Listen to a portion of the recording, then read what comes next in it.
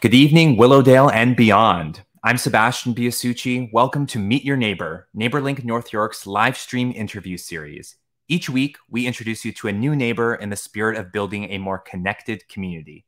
This week, we're joined by social worker, mother, and neighbor Valentyna Panchenko. Valentyna was born in Lviv, Ukraine, and moved to Toronto in the early 2000s. She was recently there visiting family just a few weeks ago. Like all of us, she's heartbroken by what's happening in Ukraine and has been working with friends and family here and there to support Ukrainian refugees. We're so grateful that she's joining us this evening. And before we meet Valentyna, allow me to introduce our host, Lily Chang. Thanks, Sebastian. Good evening, neighbors. Welcome to Meet Your Neighbors. I consider this evening a special edition because we are going to have some time to not just listen to how one of our neighbors is doing through this terrible war, but also hopefully find ways that we can support her and do what we can to support peace. So, it is a somber subject, but I think there is also tremendous hope in how there's been a lot of unity in the response of the world. And we pray that there will be more unity and that unity will restore peace. So let us start with our interview. We welcome Valentyna Panchenko. Hi, Valentyna. Hi, Lily. I just want to give you a big hug. Yeah, I know that this is a very hard time for you, and all the more, I think, intense perhaps because you were just there a few weeks ago. And you were sharing with me that you hadn't been for 8 years, and somehow you overcame the fears and challenges of COVID to get there. Can you share a highlight of your most recent visit? Sure. Hi, everyone. My name is Valentyna Panchenko. I'm Ukrainian. And as a lot of my friends say, we are all Ukrainians today,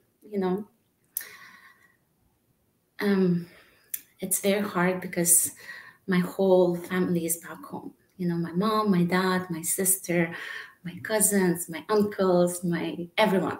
I'm just here with my kids and, friends that I made throughout the years since I moved to Canada, but my roots are back home. So I didn't go to Ukraine for 8 years, and I don't know how. Maybe I had that feeling that something is going to happen. During COVID, I decided to take my 2 little ones. I have 2 boys, 6 and 4, Victor and Luca, and I just left when they announced another shutdown. I just said, you know what, I'm gonna take them to see grandpa and grandma. We had amazing time, I fell in love with Ukraine all over again. I was telling you, I came back and I thought maybe, I should get a property there and go there every summer so my kids can spend time with their family and just amazing people, honestly, not because I'm from Ukraine, but we would take Uber and I would make friends with Uber drivers, the most welcoming, the warmest people I've ever met. And, I actually did, I made a surprise. I didn't tell a lot of my friends that I was going. I decided on January 5th and I got tickets on January 5th and we flew on January 5th. So we got there on Christmas Eve, a Ukrainian Christmas Eve. Wow. We surprised a lot of people and, people just welcomed us.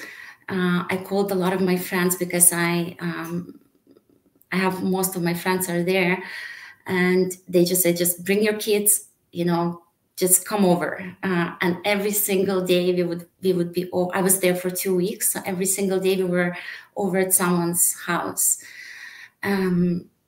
So a lot of my friends were here and they said, just come back because there is an advisory that Canadians should go back.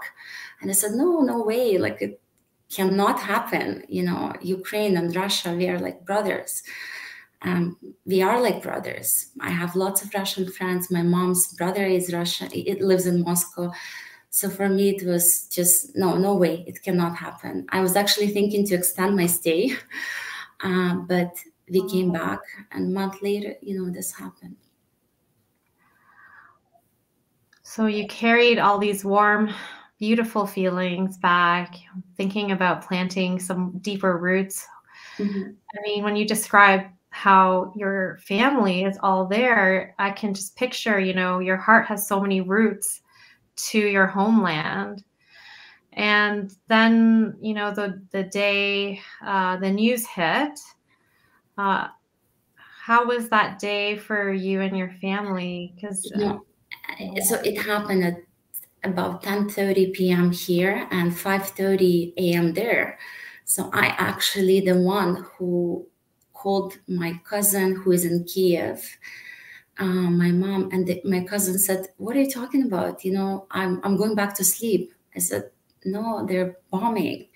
Just get into a car, just go to Lviv." She's like, "No," she didn't believe me for, I would say, an hour. And then I called my mom, I called my sister. Honestly, no one could believe it's happening. Until now, I cannot believe it's happening. It feels like a nightmare. And yeah, they're destroying a beautiful, beautiful country.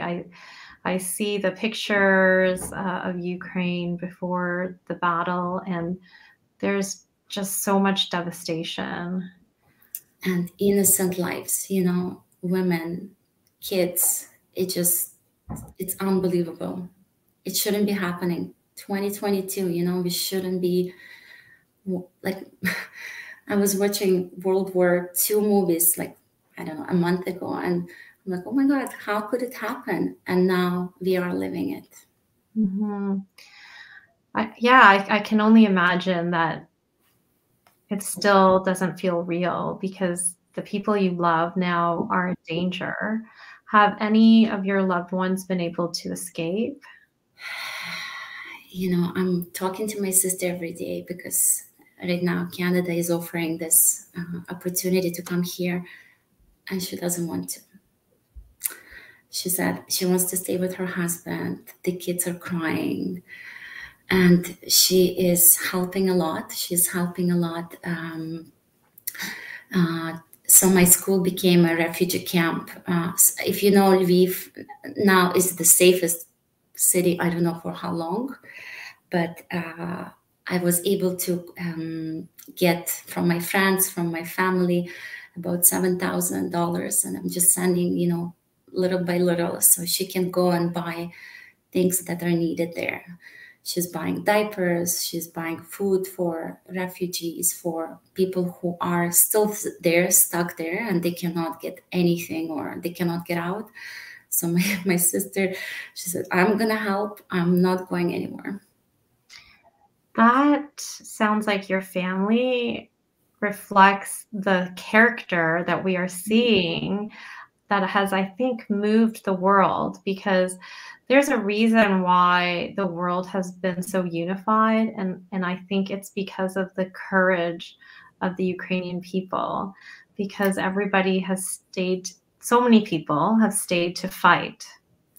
Lily, I honestly, I have never been so proud to be Ukrainian ever in my life. Unfortunately, these circumstances led to it, but I have never felt this proud for my people. And my mom, she has a small apartment, and right now she has a refugee family from Kiev.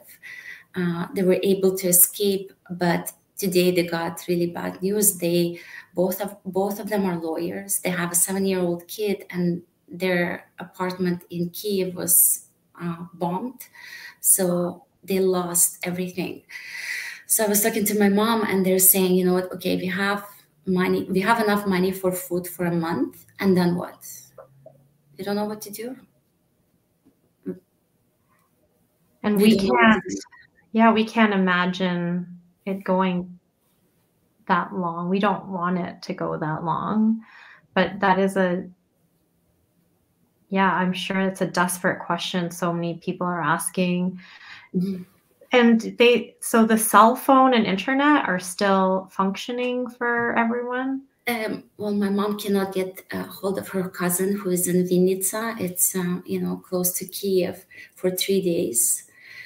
So I just cannot imagine this feeling of not knowing, and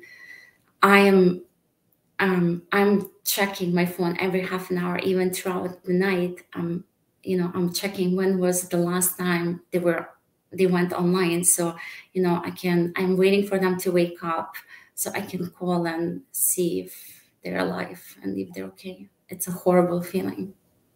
I don't wish it on anyone. Yeah, I hear, like, what a stark reality. You were visiting your friends, enjoying the beauty and food of Ukraine. Mhm. Your sister with her husband and their child, they were working. It was so normal.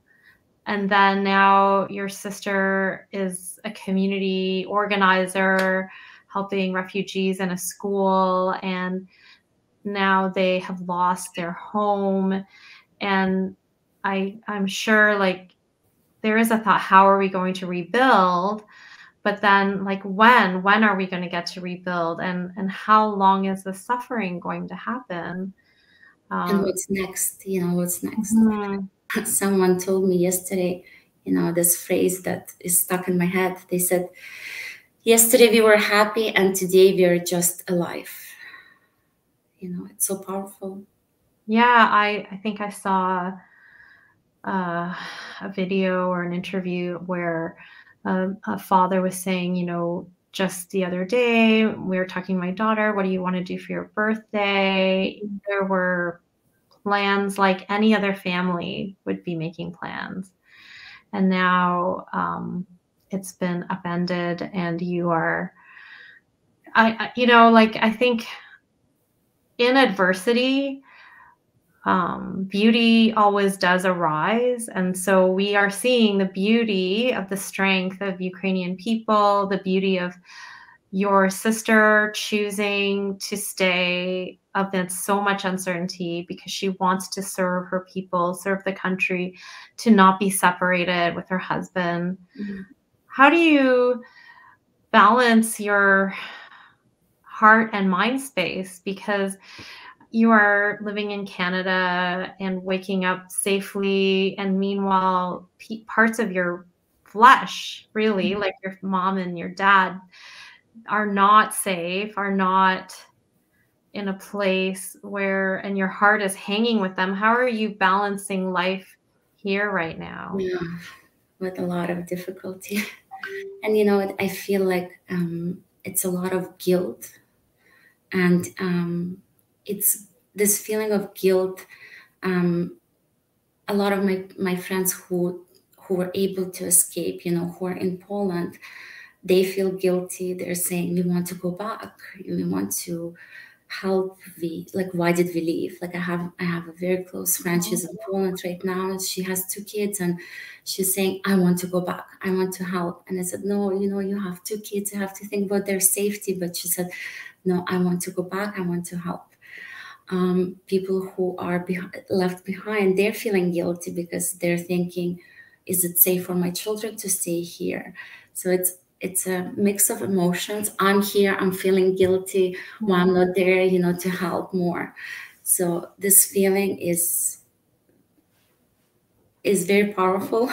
Yeah. And I want to do more, but I feel so powerless, even though I'm trying, but is it enough, Mm-hmm.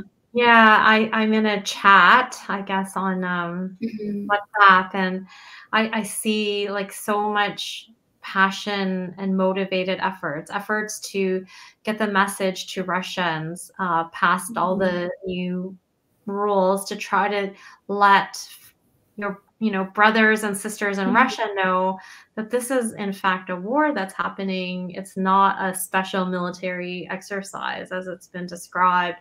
And I can just sense, like, everyone's wanting to do something, but I know for me, sometimes I'm like, to what end? What is the end goal that, can be achieved where the most lives can be preserved?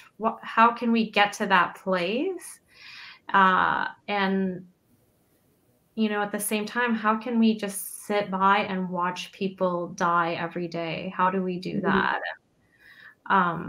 There's been a lot of discussion how these things happen in other countries all the time as well. And so I think it's a good opportunity for all of us to consider, first of all, the gift that we have to live in Canada, but also just the awareness of the human suffering, the war that is still in the world. The world is not war-free as much as we would like it to be. And so we pray for Ukraine, but we also pray for the other countries that are going through ongoing conflict, like Afghanistan. And exactly, and that's what I say. People are people everywhere. It's not about Russia. It's not about Ukraine. It's about people. It should not be happening. It should not be happening to any human being that wants freedom, wants to have a normal life. It should not be happening. That's I was putting my kids to sleep today, and I just squeezed them so hard, and I was like, I'm so lucky to have my kids safe, but I'm dying to hug my mom. I want to hug my mom and my dad and my sister, and just like to say, I love you. I want you to be safe. I want you to be here with me. And I can just imagine those moms who cannot say good night to their kids because they were killed, or in any country. It doesn't mean that only Ukraine is going through this, as you said, Afghanistan or other countries that went through war. It should not be happening. People are people everywhere. We should be peaceful, and life is hard enough. Exactly. Exactly. We should just love each other. We should hug each other more, say I love you more. That's what we should be doing. I think that one thing very unique about this situation is, in general, conflicts have never been so well documented. Oftentimes, I guess historically, this is the largest conflict that has happened since World War II in Europe. And so, they didn't have cell phones back then. They didn't have Twitter. Now you can get updated by the second what is happening in Ukraine. And I can't help but think, even for myself, that it's good to know, but it's hard on our mental health. Yeah. How have you been navigating all this information? And it's hard not to, right? Like it's so hard not to go on like TikTok and where all those videos, and they're so graphic, right? And my kids are beside me and they're trying to look, and it's very difficult. But at the same time, what scares me that we get a lot of misinformation too, right? From both sides, and like I told you, my mom's brother, he's in Moscow and he still doesn't believe in it. So it's, and I have friends here who are Russian, Belarusian, who came to me and said, I'm so sorry. I'm so sorry for what's happening. It's not because we are Russian or Belarusian or, like I went to a protest with my Belarusian friend, and she wore blue and yellow and she was there for me. So, and I saw this guy who was holding a sign saying, I'm Russian and I am against the war. So it has nothing to do with people. If people have common sense and if people are kind, and they are against this war, but unfortunately we have a lot of information online that we just have to, filter it and distinguish what's right and wrong, and and listen to people. That's what my main thing, that's what bothers me with my uncle. Just call my mom and ask, are you alive? Don't listen to the news. Don't look at the TV. Just call your sister and say, "Are you alive?" I think there was an article in the Globe and Mail about this, that there are many people in Ukraine. In fact, there's a lot of Ukrainians who live in Russia, and some of them are really having a hard time believing this is happening because the media control is just so intense. And how hurtful is that, to have your brutal reality not acknowledged you love. That is, I'm sure it separates families on a whole other level. How is your, so go ahead. Sorry. I'm saying it does, my mom, she cannot talk to her brother. She said, "I can't, I'm not going to prove anything. I'm not going to do this." And it's so sad. How is your sister doing, and how is the shelter that, your school, how's that going? She's an activist, and she called me today. She found, because it's hard to find stuff there too, right? So she found this pharmacy today, and she found some medication, and she was trying to get the last one. She's doing her best, and her son is helping, her daughter is helping. My mom has a refugee family from Kiev. My dad was trying to help two people.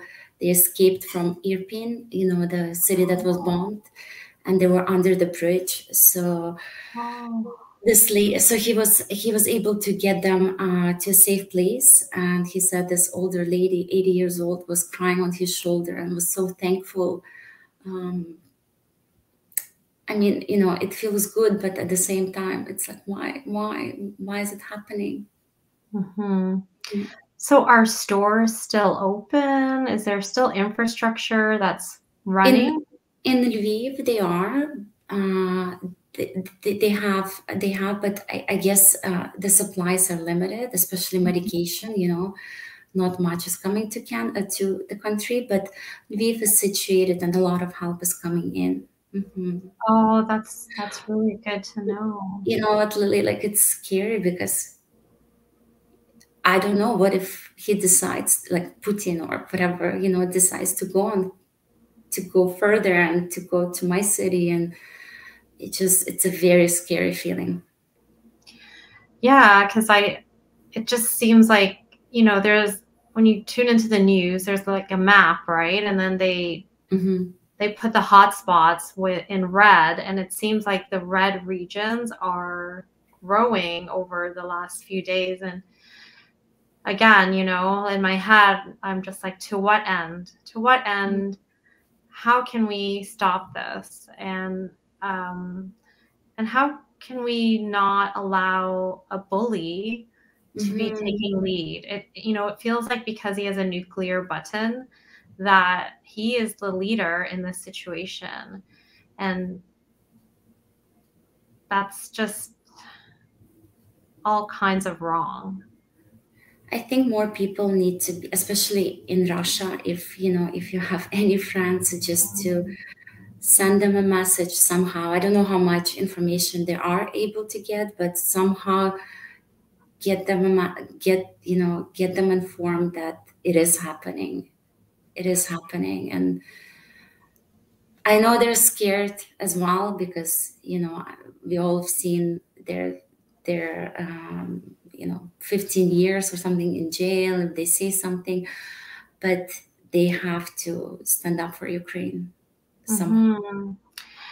Yeah, I think that is one of the hopes, right? That, I think 3,000 people have been detained, or maybe more by now. And more. Yeah. How many more people, like, at what point do they not have capacity to detain people? And if, like, you need to hit that tipping point where or to the point where even the police just don't want to take a stand anymore. I think they're turning off the internet in the next few days. The connection to the world is, so surely anyone in Russia must know something big is happening. but you know, like I have a friend. She was in St. Petersburg for a few months. Her dad has had a surgery, and like the war started, and she didn't message me. I said, you know, maybe, I don't know why not. And she came back. The first thing that she texted me when she landed, she said, I was scared because I thought that my phone was, you know, someone listens to my phone and I'm leaving my father behind. So people are scared. And it's a scary thought that you cannot express yourself. You always feel like someone is watching you. You know, it's abnormal. Yeah, I saw police are even stopping people and checking their looking at phones. their phones. Yeah, that. You know, I wish I could just do something like you. Mm-hmm. Does your sister still need any support? Well, you know, right now, the more the better, right? So and I actually found a company that was willing to send baby food to Ukraine, but they're not taking any more, you know, food supplies. They just said the best is to send money to Ukraine because they can buy whatever they need, and the cost to send whatever is very expensive. So the only thing I think they're sending now is military protective gear. And right now I'm just trying to, you know, get as much as possible and just send to my sister so she can buy whatever people are needing. Do you want to share the link? Sure, it's just, you know, it was my birthday on the 26th, and I decided to create this. I said, you know what, the best gift for my birthday is peace in this world. That's all I want. I don't need anything else. Yeah. So for Neighbor Link, we're going to be hosting a weekly prayer meeting, and we've decided that we're going to do that until the war is over. And we hope it's sooner than later. Not that we don't like praying, but it's hard. We started it, I think, the night the war began, that first day, and then we did another prayer meeting last week. But the link, we're just sharing the link for Valentyna's fundraiser for her sister support. And I mean, there are a lot of other places to give if people want to give through. There's a Toronto Star link that we've created, a tiny CC link, Ukraine resources. So if you want to give to a charity, there's also that option. But we know that supporting Valentyna's sister, she's right in the heart of the situation, where the money will definitely go to help people who are desperate for anything to survive, right? And Lily, anything helps, you know, just even if you have Ukrainian friend here who just needs to talk and hug, just anything helps. I just want to share quickly. I was going, it was the third day, and I was so emotional. You know, I couldn't even drive, and I was looking for a flag to put on my car. And I was on Stills and Dufferin, and I saw this sign shop. I went inside, and they had a no war sign in front of their shop. So I went inside. I thought maybe they would have Ukrainian flags, and the owners were, one was from my city, and the other one was from Donetsk. So they hugged me, they cried with me, they made me 2 magnets on my car for my car. They gave me a huge flag. They didn't charge me. So they're kind and warm people around the world. We just should not give up. You know, I know this world will end. I know Ukraine will win, and I hope Ukraine will be on everyone's bucket list to visit because it's a beautiful country, beautiful people. I just hope it will end soon with, you know, and people are not stop dying, and just peace. In our most recent prayer meeting, Helen Shmilova said, you know, one way people can commemorate and celebrate Ukraine is to have Pierogi Night at home in solidarity. It's something small, and children could understand pierogies. But then as you're eating it, it can be just in your heart to be in solidarity with Ukrainian people. And so amidst all the difficult things, something that could perhaps bring a little bit of joy to families as we try to do our best, our little tiny part in this terrible global conflict. Thank you so much, Valentyna, for... Thank you. Thank you, Lily. Thank you so much. And yeah, just to let everybody know, every Wednesday night at 9 o'clock, regardless of your faith or your denomination, we welcome everyone to come together. It's not a formal prayer meeting. Some people share some words, some people share tears. Tears are a form of prayer. You don't have to say words necessarily, but just to be together and join in spirit, lifting up all those who are living in such terrible circumstances right now in Ukraine. So our hearts are with you and your family. And if you ever need anything, just let us know and we will try to support. I could just give you so much. Thank you. Thank you so much, Lily.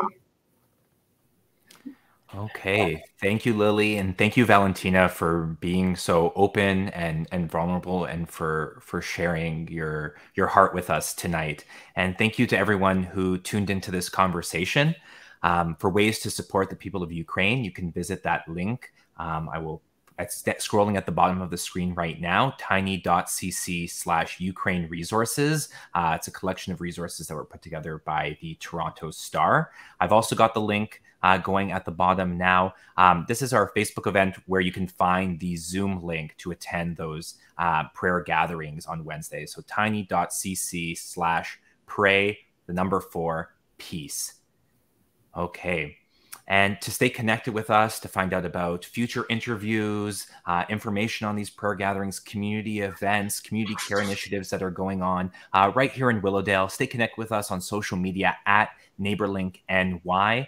Valentyna, we definitely invite you to come back on a future date, because one thing we love is connecting with neighbors and talking about, the places that they like to hang out and the parks that you like to take your kids and all that fun stuff about being a neighbor. And so we'll definitely have to catch up again on better days. And we have something to celebrate. Sure. Yeah, we will celebrate when peace is restored. I can't wait. Amazing. And if you would like to be interviewed on the show, you can head to neighborlink.org/meetyourneighbor. So go ahead to our website, fill out that brief form, and we'll see you next week, folks. Same time, same place, new neighbor. Good night, Valentyna. Good night, Lily. Good night, Willowdale. Thank you so much. Thanks, Sebastian.